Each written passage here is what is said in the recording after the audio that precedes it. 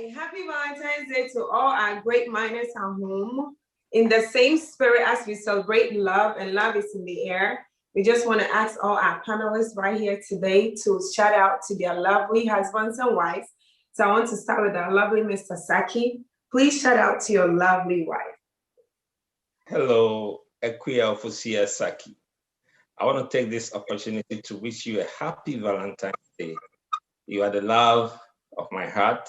You are sweet. I've been with you for all these years since college, all the playing that we did at school, all the way in Ghana, back in the US. It's been great to be with you. I wish you the best in life. I love you. Nsumobo, masmobo dane, nsumobo tomoshe, lalane, ninlami hambo, efe no yone, mintawake nsumobo. That was really great. That was really lovely. All the way to Italy. Mrs. Sonia Frimpong. Shout out to your lovely husband.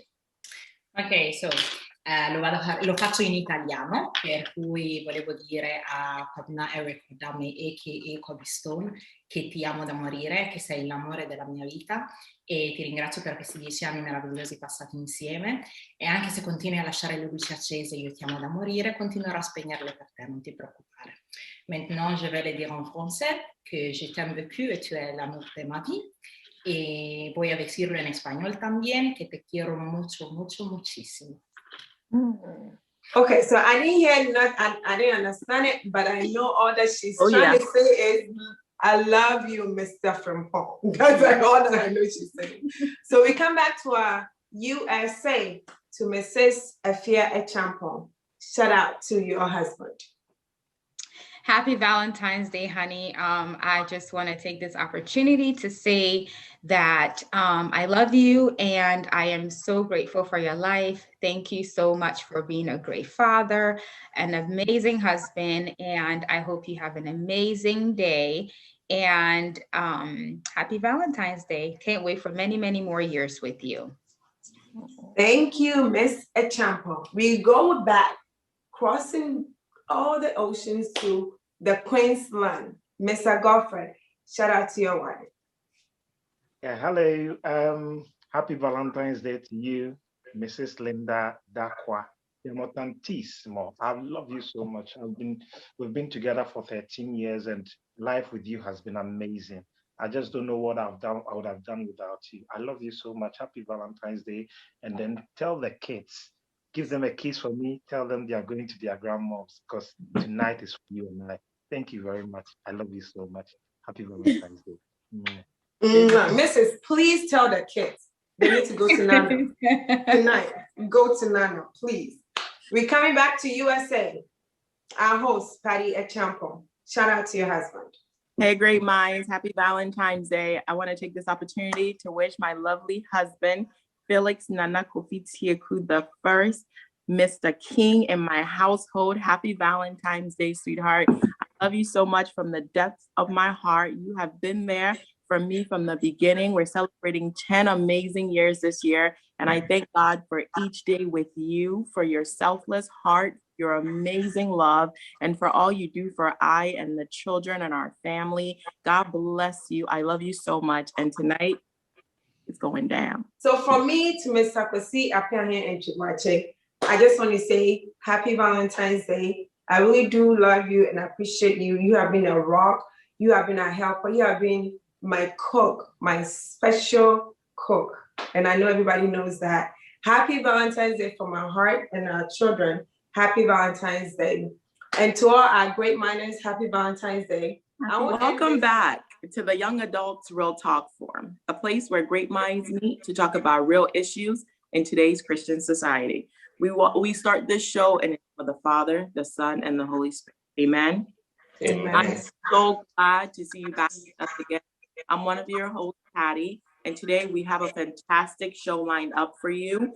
We are still looking into two worlds at war, but this time we're taking it a lot deeper. Over to you, Justina. I am truly excited to be here today. Happy Valentine's Day to all our panelists. This is Justina, and I'm excited to be coming to your home today. Like our Patty said, we are still on our book, Two Worlds at War. But today's topic is seeking to be understood, two worlds perspective. And we have panelists all the way coming from different countries. So I'm very excited. Don't go anywhere, stick with us. We're about to dig deep into our topic. That's right. Thank you so much, Justina. I'm super excited, guys. Like she said, our panelists are all over the world today. And to you great minds watching at home, remember that you are equally a part of this show. So we want to hear from you.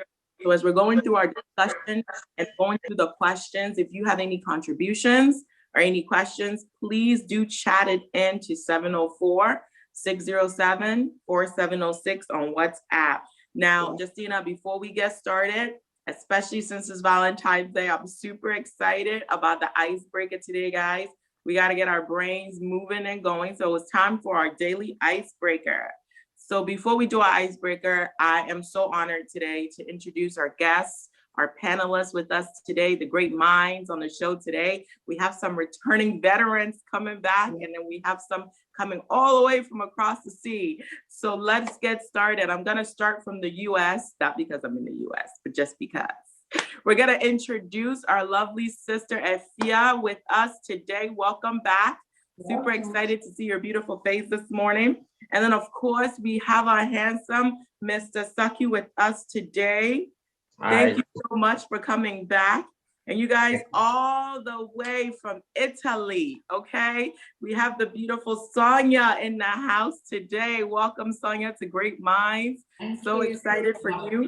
And guys, we had to go ask the Queen to get this one, okay? We have all the way from England, Mr. Golford with us today. Welcome to Great Minds, guys. All right, so are you ready to get started? We're gonna go right into today's icebreaker. And in honor of the love that's in the air, being Valentine's Day, all of our great minds at home wanna know more about our panelists and your love life. I wanna know about your love life. That's just me. So with that said, we're gonna ask you guys a few questions. We're gonna play a little game today on the show. It's called Two Truths and One Lie. And today, all of us are gonna collaborate and play this game together. We're gonna do it one panelist at a time. And then the rest of the panelists with the two hosts, Justina and I, are gonna try and guess which one of the comments is the truth and which one is the lie, okay? So I think I wanna start with Mr. Saki, if that's okay. So I'm gonna ask you a question and I want you to just answer it freely, but in your answer, I want you to give us two truths and then one lie, and then we will guess which one is the lie, okay? So the first question for you, or the only question for you, is what is the most adventurous thing you've ever done for your wife on Valentine's Day?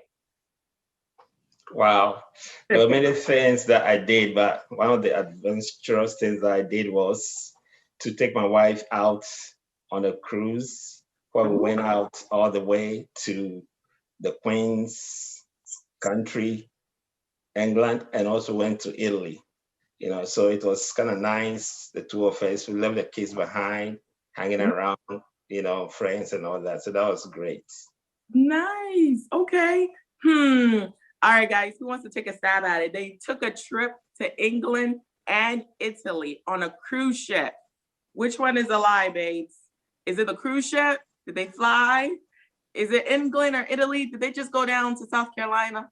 Which one is the lie, guys? Who wants to go? Justina, you want to take a stab at it? I think the Queen's country might be a lie. I believe the cruise, but the Queen's home. Okay, so you don't think they went to Europe? You think they took the cruise, but it wasn't Europe that they went to? South Carolina. South Carolina. What about you, Golford? What do you think? I also think the same as well, because from US to on the cruise to London isn't all that possible, but to Italy is possible. Ah, okay, good. Yeah, we got ourselves a smart one. I like it. You're taking me there. Awesome. Efia, what do you think? Which one is it? I guess I'll go with the person that lives in the UK and doesn't think that you can take a cruise. So I'm gonna go with what Brother Godfrey said. Okay, what about you, Sonia? What do you think is a lie? I honestly, I'm going to say the same. I believe they might have taken a cruise and came to Italy, but then going to the UK doesn't really sound true to me. I believe you, Sonia. You live in Italy. I believe you. What is it? What is it, Mr. Saki? Which one is the lie? Okay, so the UK is a lie. If you can notice that whilst I was trying to make it seem, like the truth, I was kind of stammering a little bit. So the cruise took us all the way to the Mediterranean and back, right? So we went to the Mediterranean, the coast around Mediterranean countries, and then we came back to the US. We didn't make it to UK. So next time I'll go to UK. Oh, that's really nice. Okay, so Sonia, I have one for you. Tell me, true truths and a lie, what was the worst Valentine's Day gift you've ever received? I received a red car from my husband, but he decided to have me travel all the way to Sicily to get it, and then we had to come back with it, and then we went for dinner. Oh, you received a red car, went to Sicily, and then came back and went to dinner. Efia, what do you think? This one is hard.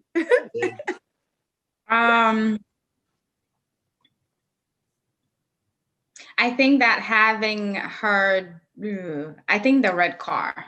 The red car, okay, right? She called the color red out, so I was thinking about the same thing. What about you, Godfrey? What do you think? Which one is a lie? Okay, so I think the red car is right, and then the dinner is also right, but I don't think they will go get the car at Italy. Yeah. Okay. What about you, Mr. Saki? Which one is the lie? Yeah, I think I'll go with Godfrey because it's possible to get a red car, right? And then the dinner, men want to eat, so we like dinner. So that's also true. I'm going all the way to Sicily to pick the car. That's a little bit, suspect. So yeah, that's what I would say. Sonia, what is it? Tell us the truth. Okay, so the red car is true. I did got a red car. I went for dinner, but that's true. I didn't go all the way to Sicily to get it. There you go. Okay. Efia, what about you? Your question is, what is the most romantic thing that your husband has ever done for Valentine's Day? Romance. I think, let's see, going out to a nice dinner. And going out to a nice dinner while wait, let me see. Girl, you're gonna give it away. She's gonna give it away. I'm looking at her. Let me think. I think that going out to dinner while in Hawaii and all by ourselves, leaving the kid at home. Oh, nice. Okay, so going out to dinner while in Hawaii all by yourself without your baby. Guys, what do you guys think? Alfred, what do you think? Well, dinner in Hawaii, probably the Hawaii is going to be, something I would doubt a little bit. But for the dinner and then the kids being left at home, I doubt that. So now I'm taking the dinner and then the kid left at home, but not to Hawaii. Ah, good. Okay. Sonia, what about you? What do you think? Okay, so I believe they can go to Hawaii, though I don't understand why going for a dinner only. And most of all, I don't understand how you can leave your son behind traveling all the way to Hawaii to go to a dinner. So yeah, I believe the Hawaii, but not the dinner and the sun. Okay. What about you, Mr. Saki? What do you think? Which one is her lie? Okay, so knowing Elder and his wife, Efia, I don't think they would like to leave their kid behind. Right. And so I don't think they left the kid behind. But yeah, it's possible they might have gone to Hawaii and maybe had a dinner too. Good. Efia, which one is the truth and the lie? The truth is still going out to dinner and leaving the kid at home. Not the Hawaii though. Oh, what? You got us. You got us. How are you yet? Hint, hint. Yeah. If you- I really thought you That were gonna. hint, I thought you were gonna use your London trip since we have the. I know, I couldn't think. Well, I'm thank you sure if the so husband is much. watching, hint, hint, how are you, please? I know, Right. right? She just hinted you. Her husband is watching. She wants to go to Hawaii. Okay. Well, thank you, panelists, for playing. Just over to you. All right, thank you very much. And it looks like a lot of us are giving hints to our husbands and wives. So if you are watching, please make sure all the hints is being taken into consideration. Please, the dinners, the Hawaii, the vacation. Hint, hint, my husband, please. And then you are watching somewhere. All right. The following conversation is not tied to any specific church, but our focus on the Christian society community as a whole. So at this point, we are going to go to a short commercial break. And when we come back, we are really going to dive into our topic. Don't go anywhere. Stick with us. We'll be right back. Hi, I'm Patty, one of your hosts from Great Minds. And I'm Justice, your other host. We're here to remind you to tune in to Great Minds on Sunday at 1:30 p.m. Eastern Time. Come, let's reason together. See ya. Hello everyone, my name is Harriet. I'm one of the panelists from the show Great Minds, and I'm coming to remind you to tune in on Sundays at 1:30 p.m. Eastern Time. See you there. Hi everyone, my name is Obed, and I'm one of the panelists for Great Minds. I'm just here to remind you all to tune in on Sunday at 1:30. I can't wait to see y'all. Hi everyone, my name is Ford. I'm one of the panelists for Great Minds, and I hope to see you on Sunday at 1:30 p.m. even as we have an engaging conversation. God bless you. See you there. Hi, this is Edwin. I had the privilege of being one of the panelists. Join us on Sunday for Great Minds. Don't miss out at 1:30 p.m. Great Minds. Great Minds. Great Minds. Great Minds. All right. Thank you. So we are going to dive into the questions, and I'll start with Mr. Saki. If you don't mind, Mr. Saki. First question to you is, why do some African immigrant parents think they are right all the time? Meanwhile, they know they are wrong in some cases. Why is it difficult for them to admit their wrongdoing and mistakes? I really want to know this. Why? Well, that's a good question. I would like to start from the bottom part, right? So you said that why is it difficult for them to admit their wrongdoings and mistakes? Okay, so thinking about it, right? It's not that it's difficult for we parents to admit our wrongdoings and mistakes, but we accept it as part of the training or part of the upbringing we give to our kids, right? So there might be some measures that you take that you know that they are wrong to some extent, not too bad, but they are wrong to some extent, right? But you want to use that as a way of, bringing the kid up. For instance, you can tell the kid when they come from school, I want you to finish all your homework before you have dinner, and in that way, you know that, well, maybe the kid needs to eat by a certain time, but you still want him or her to finish his dinner finishing the homework before having dinner. So they will stay focused on doing the work, right? And at times, you won't just jump into that for the first time, but maybe out of issues where they are late to turn in their work or they play instead of doing the work, they just come up with that, to straighten the kid up a little bit. So that is the bottom part. Now going back to the first part of the question, why do African parents think they are all the time? Why do they think that they are right all the time, right? Whilst they are wrong. So as a parent, first of all, it comes with the training that maybe you also had when you were a child or from back home. So if I remember very well from back home, Africa, they always tell me, obey before complain. So your dad says something, you got to actually do it before you even try to talk back. Talking back wasn't something that even we know. You can't talk back, you have to just do it. So that has been inculcated in you, and you bring it here and you try to apply it. So all the time, you know that, you want to present yourself as the right guy, the right parent, in the presence of your kids all the time. And so that they will learn that aspect from you that, hey, my dad is always right, he's doing the right thing. And so there might be certain things along the line that you might think is wrong, the kid might consider it wrong, but you want to stand your ground and use that as, a means of bringing up the child. So that's what I think. So I'm thinking, so you said it's like training your child, right? Yes, correct. So then, okay, so if I'm training my child and I know I'm wrong and not admitting that I'm wrong, how are we training them? How are they going to learn when they also grow up to really admit when they are wrong? I'm just thinking, I know you are saying we are training them. Yes. And I understand that part of training them. But in the training, I think that we accepting that we are wrong will also help them learn for them to come out when they are wrong as well. Mm-hmm. I understand your point. So you see, this is how it goes. As a parent, you want your child to come out always the best or right. And as African parents, to be specific, we always believe that the kids should be successful and they should be able to do better than us, the parents. And so we put in all the effort that will make them come out that way.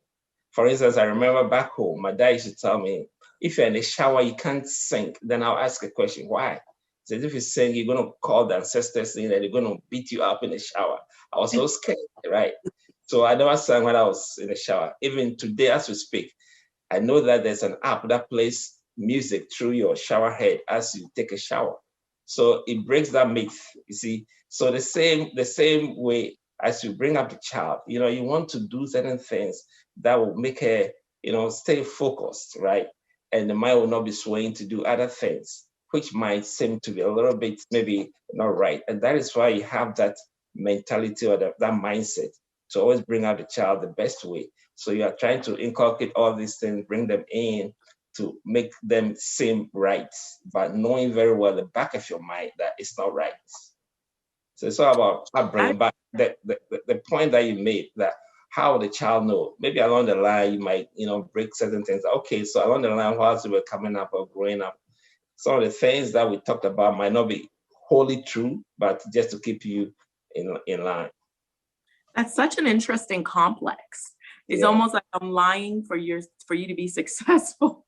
Right. But my thing is, what about showing that human aspect of us where I am wrong? Maybe my child pointed something out and then I admit and put my pride down and say, you know what, Justina, I was wrong. I interpreted that situation wrong. I feel like as a child looking at their parent who they admire and feel like, this person does everything right, it kind of will give them that open ground that maybe when they make mistakes or do things wrong, they are easily, they can release it easily, or they can bring it up to you easily. They don't have to hide from mommy and daddy because they want mommy and daddy have this like perfection person in their mind. So like, I can't tell them that I made a mistake in school because then I won't be perfect. So I have to lie about it.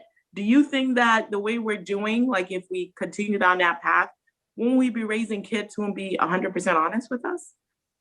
Well, that could be true, but you also have to assess the situation. There are certain things that is cut black and white. You can't change it. If, let's say, you went to school, your homework, you did some work, and you're wrong, or maybe you didn't do well on a test. You didn't do well on a test. Those things you can't lie about as a kid. But as a parent in a house with a child, you are trying to bring the child's mind to staying focused on the work. I remember some time ago when my child was playing soccer, I used to tell him that was one of the best guys on the soccer team. I know definitely that was a lie, right? But I just wanted to inspire him to play well and do better. But like I said, on the line, he'll get to know the truth. Yeah. I love that. Okay. I do have, I want to move on, and I actually want to ask you, thank you so much, Mr. Stuckey. That was really good. I want to stay on that question, but I'm going to move to number 2, and then I'll try to bring it back in. So for all the panelists, and feel free to jump in, maybe we'll start with Afia and then just kind of move over to Italy to Sonia.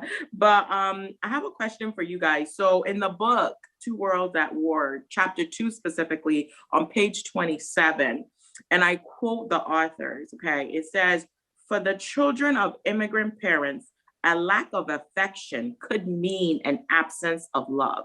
So in the spirit of Valentine's Day, my question to you is, how truthful is that? And what is your definition of affection? Do you really think that a lack of affection your kids interpret as an absence of love? Efia, what do you think? I guess looking at myself as, being a child of someone and growing up, I think that I would say yes. And I believe that, as a child, you need affection. Well, not even as a child, we all need affection, right? How can you say that you love me and you don't really show it emotionally? And I don't say that to say that our parents don't love us. I just think that they love differently, right? And so, I've heard a lot of parents say, well, I pay the bills, you have a roof over your head, you have clothes to wear, you go to school, all of this stuff. If I didn't love you, why would I do all those things for you? But I think that with us growing up in a culture where love is put on display, where, we have friends whose parents say, I love you freely and give compliments and pretty much show affection, right? When if you interpret that or you take that to be the definition of love or what love should look like, then it can be really hard to grow up in a home where, the love that is displayed or the love that you see is basically really things that are, in the background, right?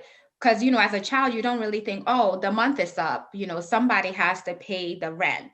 Right. Mom and dad take care of it, right? You just kind of take that as a given, like it's something, or like it's a right. You have a right to it, right? And so on top of that, you're still expecting mom to say, oh, I love you, oh, you look so pretty, and things like that. And so when they don't give us that, I think a lot of us grow up with thinking that our parents don't love us because we didn't see their affection displayed the way we feel like affection or love should be displayed, right? Based on the culture that we're growing up in. No, I like that. I like that aspect. It's like how we feel, right? So it's like each person has their own perspective. Sonia, what is your definition of affection, right? First, and then what is your take on it? Do you think that the lack of that, like if I don't show affection in the way you have it in your mind, it means that I don't love you as a parent? Okay, so I will take this from two perspectives. I was born in Italy by Ghanaian parents, so most of my friends were Italian, and I was used to seeing the relationship between my friends and their parents, that was very different from the one I had with my mom. And for instance, I didn't see my mom maybe hugging, giving me a kiss, telling me I love you. And in the beginning, I honestly thought she didn't, because I was like, it's not so difficult. If you love me, you just tell me, So I think it's quite easy for a young person not to feel love just because love is not displayed the way they are used to receiving love. But growing up, I did understand that there are languages of love. And just because somebody is not displaying love the way I am used to receiving love doesn't mean they don't love me. In the book, it does mention that for most African parents, loving is providing. The fact that I pay the bills, that I pay the rent, that I take care of the house, that shows that I love you, And I believe that because that is a language of love, it's acts of service. But because I was not used to understanding acts of service as a language of love, I told my mom didn't love me, because love for me was, physical contact. So I expected her to hug me, to maybe kiss me. I expected my father to tell me I'm proud of you, so words of affirmation. But because the love language that she had and that she was using to convey love to me was not the way I was used to receive receiving love and understanding that someone loved me, I didn't get it. So I do understand that for a young person who is used to seeing, different displays of love, not being hugged by your mom, or maybe I remember this instance where I had my mom drop me off. I was going on a school trip. I was going to be away for 2 days. And I saw the other moms, they drop their kids, other dads, they just, kiss them, hug them, be a good girl, just bye, And my mom and my dad were just looking at me from afar and they were like, so for me, I was like, come on, can't you just see? Can't you just hug me? And then I went to them and I gave them a hug and they reciprocated. That made me kind of understand that it's not as if they don't love me. It's just that maybe they're not used to displaying love the way I display it. So I think it's all based on love and how we convey love and how we receive love, especially. That's fantastic, Sonia. And I love the fact that you touched on love language, because that's actually a follow-up question that I have, because to your point, not everybody knows what love language is, right? Some African parents don't know what it means that you have a different love language than I do. So with you, and then Gofford, I'll come over to you, but Sonia, if you can get us started, can you just tell me a little bit, what do you mean by love language? And why do you think that some African parents don't know that there's different types of love languages per each individual? Well, I believe this is mostly because of the way they were raised. I imagine that the world we live in right now is not like the world they lived in and the world they were brought up in. So obviously they weren't used to their parents giving them kisses and hugging them. So that is obviously how they grew up, and that is how they trained up their children. And maybe because they didn't live in a world that gave them the chance to see something different from what they were used to, they never got to understand that there was a different love language. Let's say I'm lucky enough to be born and raised by Ghanaians, but I'm living in Italy, so I have the chance to see things that are different from the way my mom and house. So I believe this is the reason why maybe they just didn't get the chance to experience the things that we're experiencing today. And that's why I think it's normal. Like you cannot do something if you don't know it exists, mostly. So yeah. Exactly. That is phenomenal. Gofford, what do you think? What is your take on that affection and that love language, and why there's such a gap for our parents? Yeah, I think I kind of agree with what Sonia was saying for all these while. And it's been like that. When you see the way somebody is being brought up, it will define how he's going to do certain things. So now our parents were brought up in a different way. They in the mornings, some of them, especially the women, some of them even didn't have the opportunity to even go to school. They had the opportunities only to go to farms with their parents. So anytime they get up in the morning, it's like, Akusia, get this ready, and then make sure you get your basket and stuff in it. We're going to the farm, or probably get these things and take it to the market to go and sell. So this is how they were brought up. So now when we have come abroad and we've seen all these things happening, that the way parents are relating to their children and having all these touchy feelings with them, giving them compliments even when they know what they have done is wrong, or something just to make them smile at them or make them happy, it looks a bit different for us. And so the parents don't get it. It feels like, oh, well, I didn't get this thing, so how will I be able to give this thing to the child who is growing up in my care? You understand me? These are some of the things I didn't get. My parents, my grandmother didn't do this to me. They didn't give me this affirmation of love, these touchy feelings, these quality time, like mother and daughter time, mother and father time, these children and father time. They didn't get all these opportunities. So now when we come here and we see, just as Sister Sonia said, when we see our friends, the whites and all these people doing the same thing to their children, or doing different things to their children that we are not receiving, we might be thinking that what's going on? Is it that they love their children more than our parents love us? Or is it that they just don't want to open up to us, or they don't want to just let us know? Some even go to the extent of thinking that they are not even their biological children because they are not showing them love. You understand me? So I believe that, yeah, it's because of the environment where we grew up, where we've come to be. This is giving us the differences that we are seeing now. Because if we were still living in Ghana, we wouldn't have had anything to compare with. We would have, had the standards of the Ghanaian way of treating children and how to raise our children. And that is how we're going to, raise that standard. We're going to do it, that we're going to compare it to nothing. It's just going to be the way we all are going to relate. But because we've come abroad and we've seen all these ones, this is where we begin to differentiate within them. We begin to see certain things that we're not getting, certain love, that affections that we're not getting from our parents, certain times that we're not getting from our parents, the conversations that people have with their children and we are not getting it with them. And then we begin to, start thinking about it, start putting them into, our minds that, listen, these people don't love us. This is going on. We don't like what's going on. I'm not happy because my parents are not showing me love. It's because we've got something to compare with. But if we were to be in Ghana, we wouldn't have anything to compare with. So I believe, the affection is there, yeah.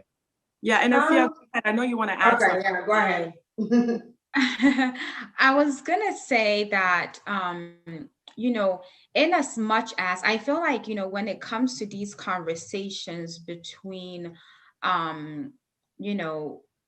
our parents' generation and our generation, that, we tend to take the stance of, explaining their point of view and how they were brought up and things like that.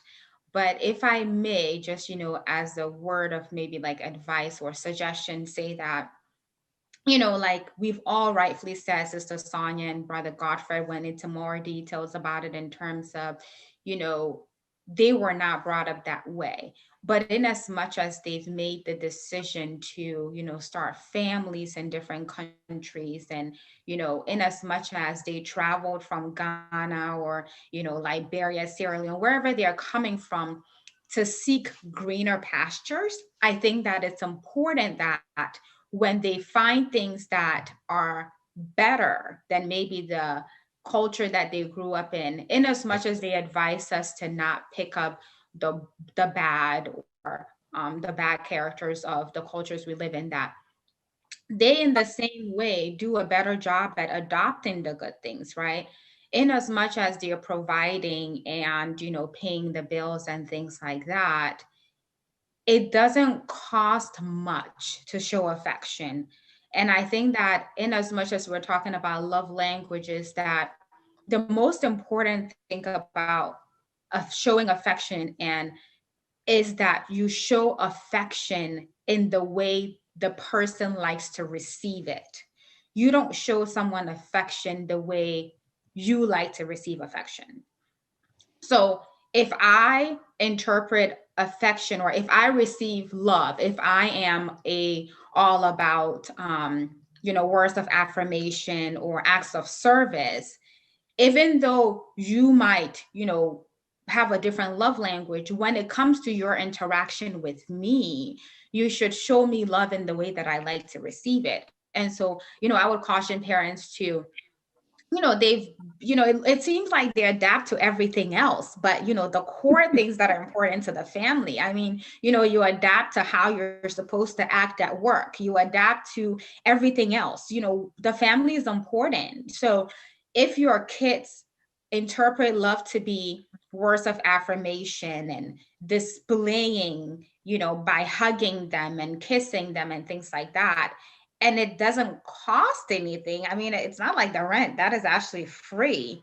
That is really important that they incorporate that into how they show love to us. So that's what I would. But Justina, to her point, before she gets, I feel like we're saying the parents, right? But what about the young adults? What about the youth? Because to your point, Afia, it's important that you show me love based on my love language. But as the parents, my love language is to provide for you. Like, Sonia said, my love language is to go to work. And Justina, I see you're coming for me. But my love language is to provide for you. My love language is to do so. Why can't you, the youth, the young adults, also be understanding? Why must it be that I have to, why do I have to be the only one to conform? Why can't you conform? Why can't you change your mind, Justina? What do you think? Well, thank you, Sister. So this is what I think, and I think Afia said it all. Our parents decided to come here, right? We are not in Ghana anymore. And I'm not saying just because we are in America, or whatever country we are in, outside our country or our original country, we need to take everything. But as long as we've decided to take the good ones out of the country that we are in, we need to embrace that too. We need to, I mean, you go to work, you get there on time. There are some things you've taken in this country or whatever country you're in, to you is good. Why don't we show that love? Back home in Ghana, our love language, I believe, was acts of service. I think that's what, me personally, I think that's what we do. Showing you, I'm there, I'll cook for you, I'll clean your clothes. To me, that's how it is.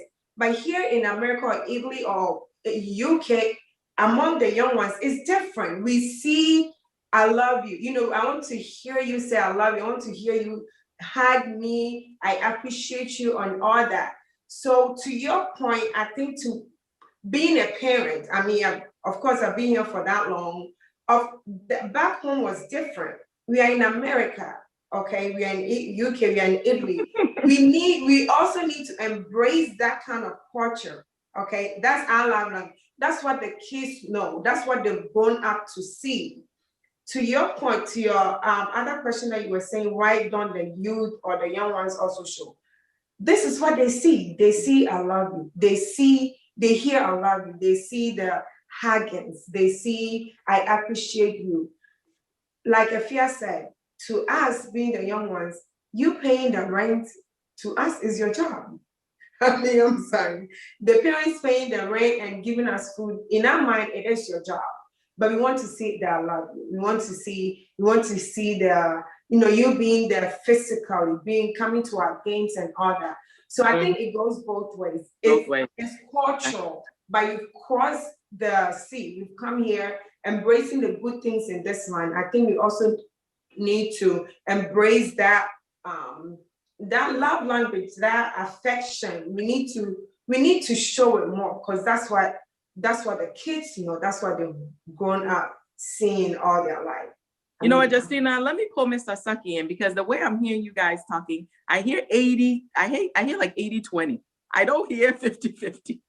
It sounds like you're saying we crossed the sea, we had a culture back at home in Ghana, and now we've come here, we need to embrace, and I completely support that. But that embracement not you're describing, it sounds like 80% of embracement of African culture and 20% of my culture from back at home. So my thing is, if we're saying, because it can't be that the whole continent of Africa is one love language, right? But so what I'm saying is, if my love language is act of service, Mr. Saki, I want to start with you. If my love language as a parent is act of service, providing for you, making sure you have a nice place to, you know, put your head, making sure you have food in your tummy, going out of my way to just do little things, you know, you're going to school, I got up, I made your food, your favorite stuff, you know, that's my love language. But then because I'm not embracing everything of this culture, I don't love you. I feel like, how can I show you that I'm embracing some, but I want to also instill more of my culture in you as a child. I want you to be more of a, you know, I want you to be more of where I come from, where we come from. So that's the piece that I want to do more. And then I want to do maybe a little bit of the American or the European or the overseas culture. But what's wrong with that? Why can't you see it from my perspective? Mr. Saki, what do you think? Thank you for taking my opinion. So is it coming from Africa? It's not that we don't love or we don't know what love is. If you remember, almost about 90% of all our songs, you hear Odo, Odonti, and all that. You know, go ask Nampedu, go ask Daddy Lumba. You hear that song Odonti all the time.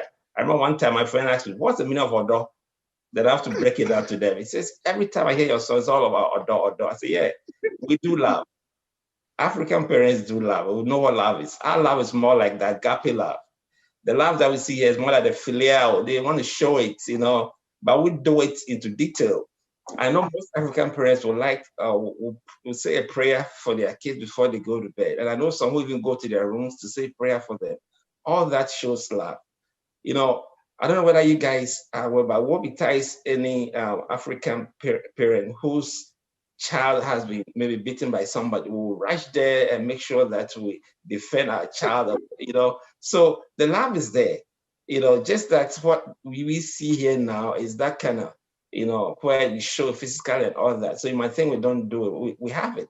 And so, yes, we can adapt a little bit of it here and add on top of what we know and what we used to do or what we do all the time to what we have. So, yes, we do know that there's love, and we do have the African love, which is more intimate. We show it daily, So that's my point. So Mr. Saki, then I do have a question, follow-up question. So I believe that it's all communication.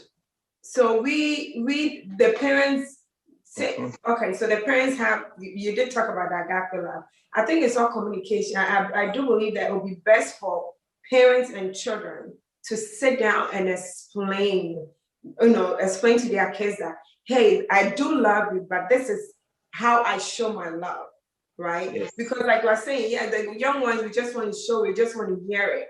That's our love language. That's what we understand it. We do understand it. And our parents do understand it from showing the love, feeding you, praying for you. We might not get it. So I do believe that it would be a good idea for both the parents and children to really sit down and talk about it so that everybody knows what love language they are talking about or they are speaking about. Because if I tell you, okay, mommy, I want the kisses, I want the hugs, that's my love language. And then when I approach you as a daughter to a mother or a father, and I kiss you and I hug you, that's my love language to you too. And the parents' love language to us is providing and praying for us. So I do believe that would be a good idea for both parties to come together and talk about it. So all of us would be on the same level instead of the young ones thinking, well, my parents don't love me because they don't tell me, excuse me, because they don't tell me I love you. I don't hear that I love you. I don't see the kisses and the hugs. But if we come together and sit down and talk about it, I think all of us would be on the same page. So Justine, do you want I love you for dinner or you want some food? Well, there you go. Can I just say this? You want both. Can I just say this? Go ahead. So you said that why can't the kids see it from the parents' perspective, and why you're hearing 80-20, right? That we want our parents to adapt and we want our parents to do what we want. I actually do think that we do a good job in showing them love, right? Okay, so we said that their love language is acts of service, and that's why they cook for us, they pay the bills and things like that. I don't know of many African or Ghanaian children that once they come of age and are able to do chores around the home, don't reciprocate that act of service to their parents. We're washing dishes, we're cleaning the house, we're taking care of our younger siblings so that, mom can have some free time and go, work or do whatever it is she needs to do. We are, once you grow up, we're not a culture that lets other people take care of our parents. We're taking care of our parents. So we do that, right? So if we are able to say, okay, our love language is the kissing and hugging and all of that, and we suppress it all throughout living with our parents, once we come of age, we're reciprocating, the way they understand love by helping around the house and taking care of them. Is it so much to ask that maybe they learn a little bit and saying, oh, thank you, honey, for washing the dishes. Oh, you did so great in school today. But they don't, and then we excuse that. My parents would say, or my dad would say, well, it's your job. It's your job to go to school and make grades. Right. But when I flip it and say, well, you're the parent, it's your job to pay the bills. Why is that a problem then, right? That's what I'm saying. That's what I want us to think about. So if you think that as a child, it's my job to go to school and make good grades, understood, I take that. Yeah, it's my job. You're paying the bills. You're taking me through school. The best thing I can do is to, put that money you're spending to good use by making good grades. But if I can do that, and if I can understand where you're coming from and do the things you want, why can't you give me a little bit? So I actually think that we're on the short end of the stick, personally. Really? I do. I think that we're on the short end of the stick in terms of, our parents being able to reciprocate and adapt, because we are doing all those things. I mean, I don't know if any of you disagree with me, but, I grew up, we had dishwashers and nobody even knew how to turn that thing on because you wash dishes by hand. Like, you've been a dishwasher your whole life. So it's like, okay, I'm washing dishes. I can cook now, I'm cooking. I can clean, I'm cleaning. I'm taking care of the younger siblings, pretty much reciprocating everything that you've done for me so far. I mean, of course, we can never pay our parents back, but we're showing love to you in the way you understand love and the way you receive love. So saying, oh my God, thank you so much. You help around the house so much. You make my job a little easier. I don't think it costs that much to be able to adapt in that way. Okay. You know what, Sonia, I want to hear, because I'm not going to challenge your perspective. I love that. I do agree. But my thing is, are you saying that, you wake up early in the morning, I didn't have to tell you to do anything. You willingly came down and did it. Sonia, what do you think? Because the way I'm seeing it, if I have to ask you to clean, I have to ask you, Akosia, wash the dishes. Akosia, you go sweep the floor. I am the one asking you, how is that showing me any type of affection? Sonia, let me hear what's going on in Italy. Maybe it's different in Italy. Okay, so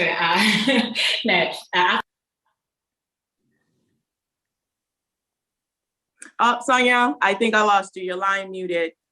But I want to hear from you. Your line has muted. If you want to unmute for me. See, I think that the waves are trying to keep you from telling me the truth, but it's okay. We will do it again. Can you hear me now? Yes. Oh, okay. Sorry, I don't know what happened. Okay, so I was saying, I do understand what Effie is trying to say, but the main thing is, do we ask this of our parents? Because what you're saying right now is like, in my house, for instance, I remember my mom, sometimes on Saturday, she would be shouting at me, Effia, can you please do this? Yes, I'm coming, I'm doing it, Mom, I'm coming. So she is actually asking me for it. So from my point of view, honestly, if I have to be 100% honest, I was not doing it to show love to my mom. I was doing it because my mom asked me to do it. If I could choose, I would have showed my mom love in other ways.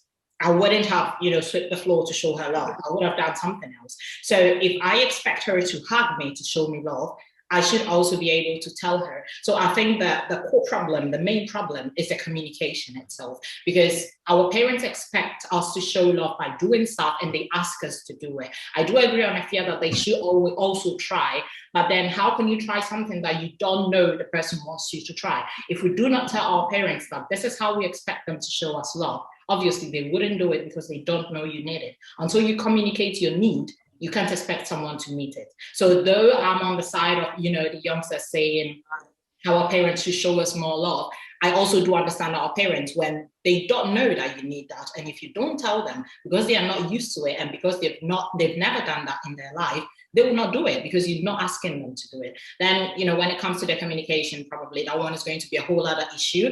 But at least when you ask for it, then you can complain that they're not doing it. But if you don't ask for it, you can assume that they do not know. So that's the thing. Yeah. Mr. Saki, what do you think? Yeah, so on this note, I agree with Sonia 100%. Most of us, like I said, our way of loving is different. Our love language is different. So yes, we're going to try and learn a little bit, but don't forget we are old. So learning new tricks is a little bit hard. But yes, we're going to try and adopt a little bit of the style here in the US or in abroad and apply it at our homes. So give us some break, guys. Thank you. You know what, Effia, because I know you so well, I know that you're probably one of the only, not the only, some of the only kids who probably take joy in helping and cleaning around the house, because that's just her nature. She loves to do those things. But I get where you're coming from, because to your point, I know my mom wants the food cooked. I know my mom wants clean dishes. So to show her that I love her, or to show that I care and I appreciate all the hard work, I'm doing it willingly. But I think for me, it's hard for me to process the 80% of the people probably that don't do it willingly and interpret that as love, right? So I think that's where my struggle is. But Justina, what do you think? Over to you. Yeah, I think Mr. Saki summed it all up. Let's give them a break. and then try and find time to talk about it. Communication, like Sonia said, I think that we need to communicate, and in doing so, we'll be able to understand each other. I want us to get to this question. And I'm reading from the book, chapter 2, page 21. And it says that the authors mention countries like China.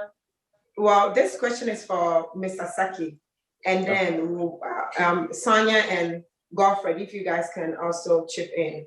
So in their book, chapter 2, page 21, the authors mention countries like China, Mexico, India, and Vietnam, who had been able to maintain their indigenous culture while permeating through the Western cultural system.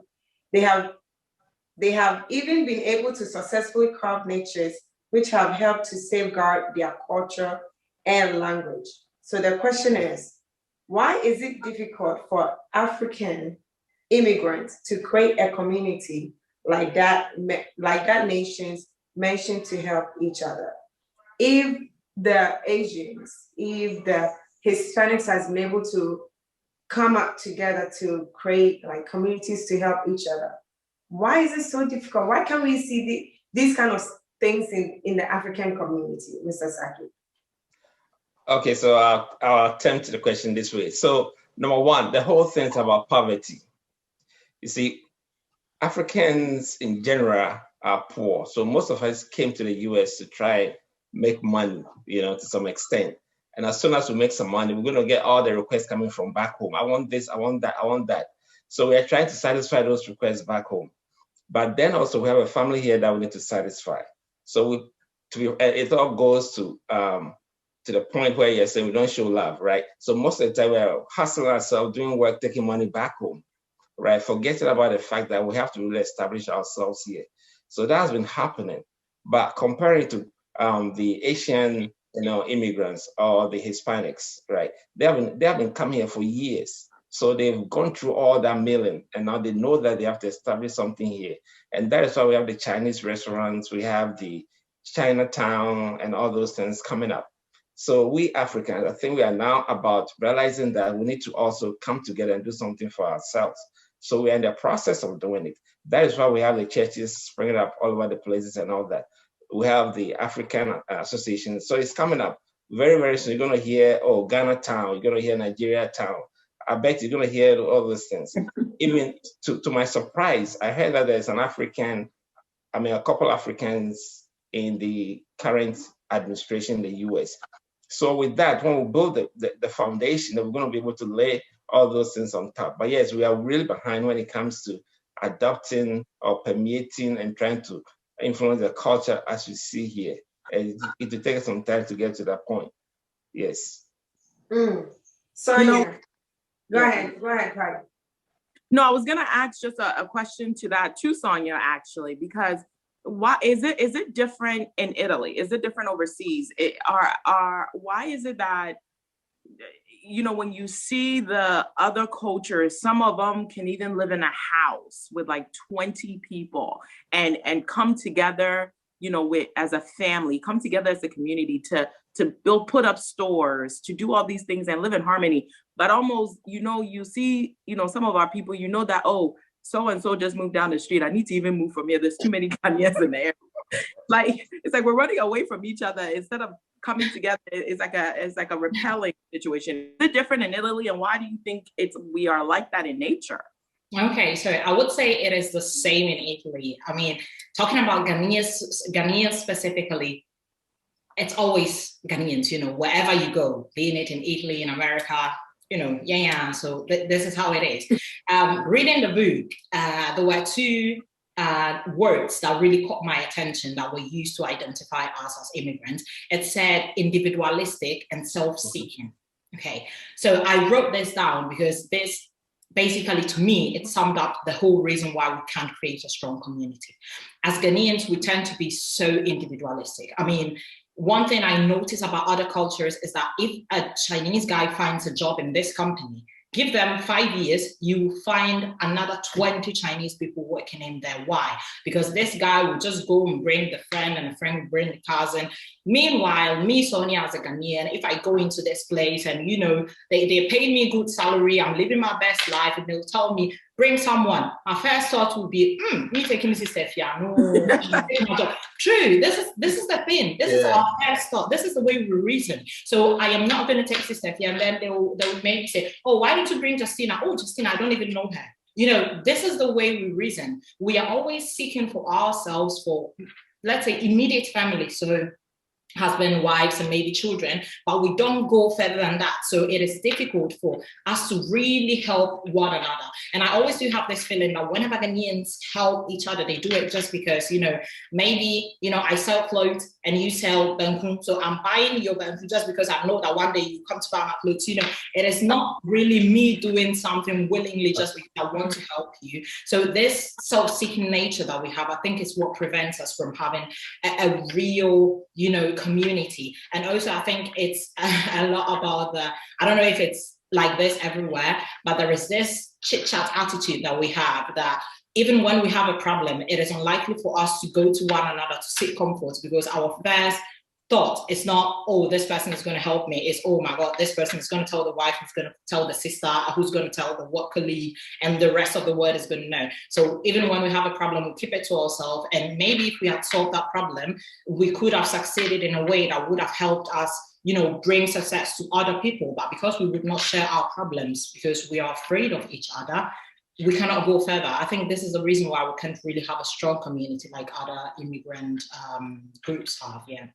Yeah, this is deep, especially across the sea. Golford, tell me it's like that in London. What do you think? What's going on in London? No, it's different, a little bit different from what we see here in London. You know, as Mr. Saki said, we're all trying to do our best to help. You know, first it wasn't like that. These people have been in these immigrant foreign countries have been in this country for a long time. If you take the Indian community, they've been in this country for, you know, years. So it's like when you come into London, you've got a lot of Indian communities all over, spread all over, because they have been here for a long time. Or when you go to the Jewish community, they've been in this country for a long time. It looks like they were among those founding fathers, you know, of the country. So it looks like they've got people in, you know, higher positions to help them, get them into, you know, their system. But our Ghanaian community, we're sometimes afraid to go, you know, into the systems of the country where we are. Just as Mr. Saki said that in US, you've got little people coming into, you know, the administrations. And when you come to UK here, we've got about 3 people who have just been, you know, accepted into the administration as ministers or something. You understand? It's just beginning. Ghanaians are much particular about our tribal, you know, our tribal groups, that when we come together, oh, this is Ashanti-ku, this is Achimfu-ku, this is Igbo-ku. We are able to manage that one properly than to come together as Ashanti people coming to join the Air West or coming to join the Achims and then forming a bigger community where we can help one another and then create a big community for everybody to come in and be part of. We are always particular about, oh, this person is from my country, so let me help him. After all, he might give a call to his parents and tell them, listen, if I had not had this opportunity from this man who is from our town, I wouldn't have gotten to where I am. And then because the parents know themselves, the parents become friends, and then it gives us the opportunity to also link as brothers.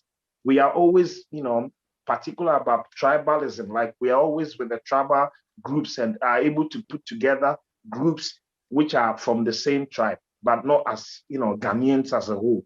And then when Ghanaians also move to a particular area, like I was saying, in London here is different because the Ghanaians who came from Italy have been able to come together and form the Italian Association, where they are able to do things which even in their Ghanaian associations, they are not able to do.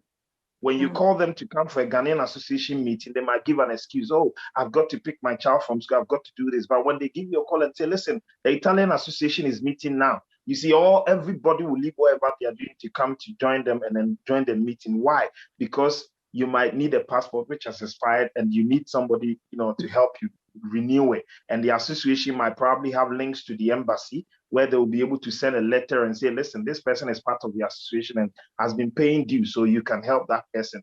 And because of this, they are willing to join those little ones than, to join the Ghanaian community as a whole. And then when you look at the Chinese as well, as you were talking about, they've got people in the Chinese communities where their letterheads and stuff are able to go into, higher offices to as a form of letter of recommendation, which works for them. But Ghanaians, we always do it, individually, like Sister Sonia was saying. It's all about us. It's about 3 or 4 people, about 5 people, a group of people from the same town. So where will our letterhead go? Where will our recommendation go? It won't go anywhere. It won't go beyond, the next association that is, close to you.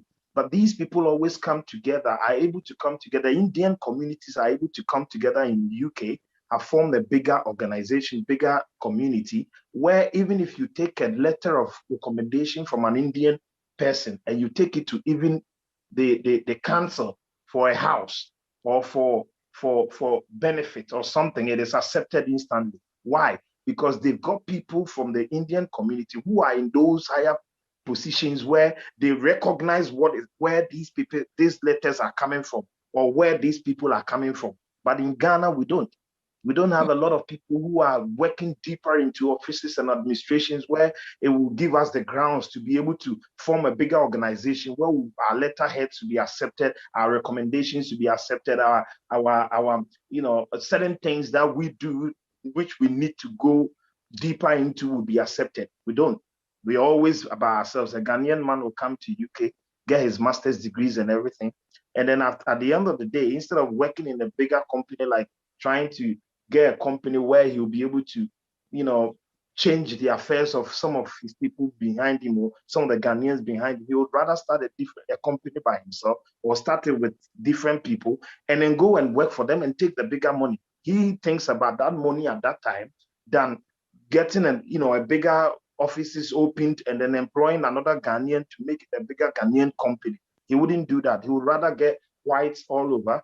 And at the end of the day, you are the only man there, and then the rest are all white. So they will be taking you'll be taking the decisions, but they will be implementing the decision you have taken, and they will know how to put together stuff to be able to implement what you're talking about. So I still think that, yeah, it's good.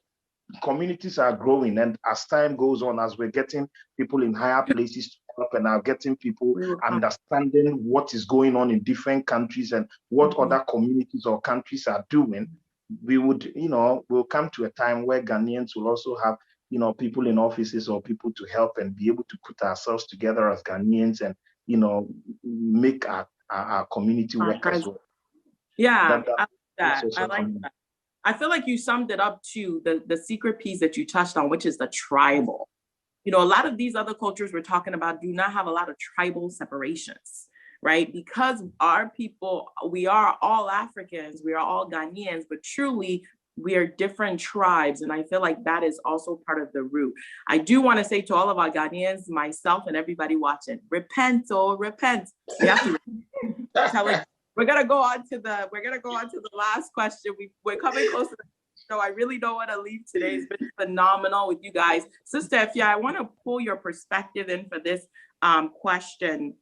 So as with everything that we've talked about, all the differences, all the nuances and all those things, I want to bring us to this question, which is, as Christians, we know that the Christian culture should supersede the cultures we were raised in, right? We know that the Christian culture should supersede all of that.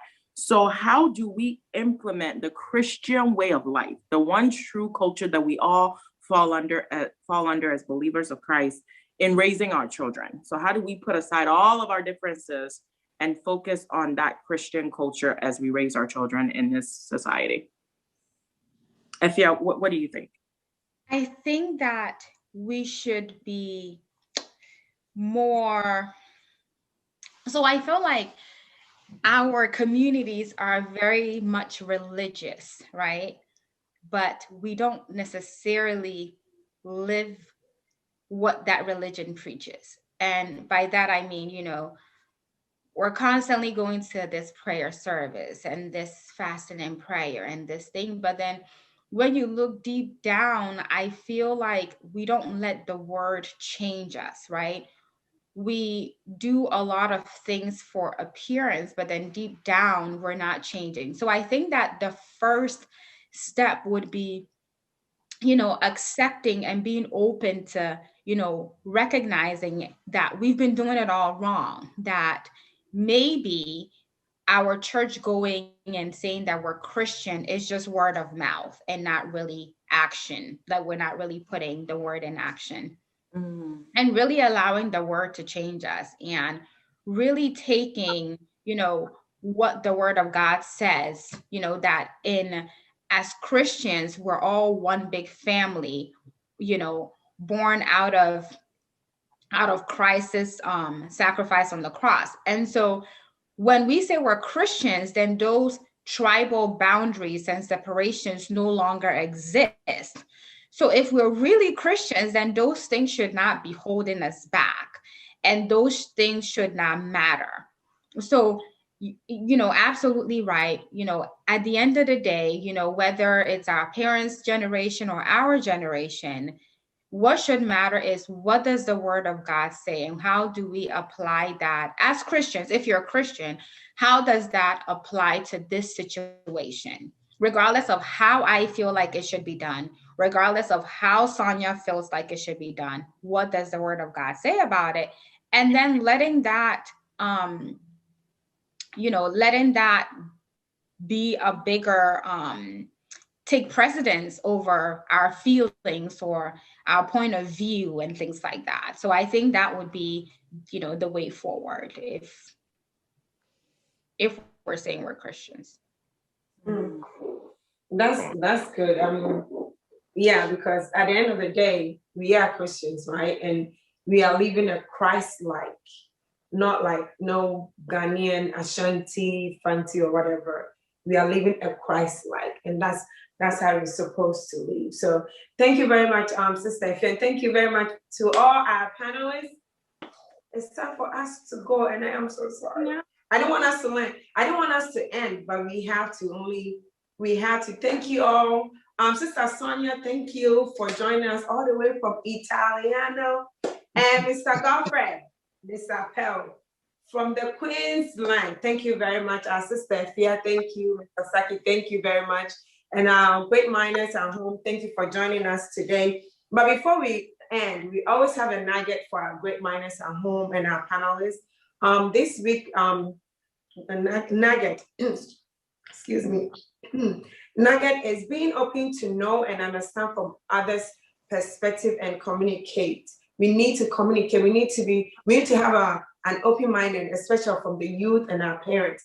And also, most importantly, like we said, we need to incorporate affection in our daily life. We need to show love, whether knowing each other's love language, we need to show it. We need to love each other deeply. So thank you very much. I just want to say thank you to everybody here. Please join us next time on Great Minds.